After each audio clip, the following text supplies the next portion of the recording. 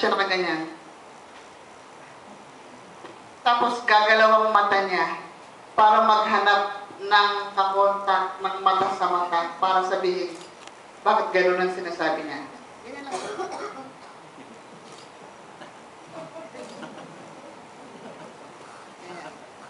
Lagi na siya nakatungo. So, that way, medyo marami-rami kaming nadadaot pagka nakikita kami. But, of course, memorable sa akin din yung time na nagkasama kami ni Ed, na kami dalawa yung co-hosts doon sa signing of the covenant ni FPJ, doon sa Bahay Alumni, na nagulat siya nung pinag-uusapan yung kahalagahan ng mga artista, na sinabi ko sa kanya na ba't si Andres Bonifacio ay naging artista rin. Tapos, yung pala hindi siya naniwala doon sa sinabi ko. Sabi niya, ganun ba?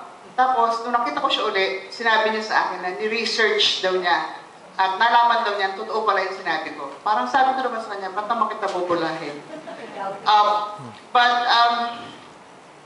I have, nung wake ni Ed,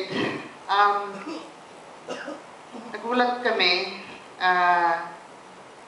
magkatabi kami ni Asana si Rodora kasi yun ang aking witness.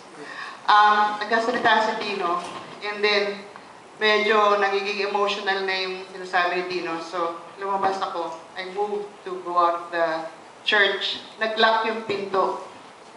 As in, nag-lock, ayaw bumukas. Hindi ako makalabas.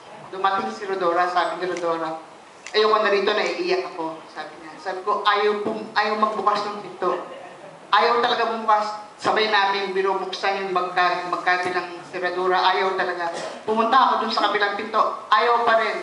Sabi namin, Ed, walang ganyanan, Ed. Palabasin mo kami, Ed. Ayaw namin umiyak, Ed.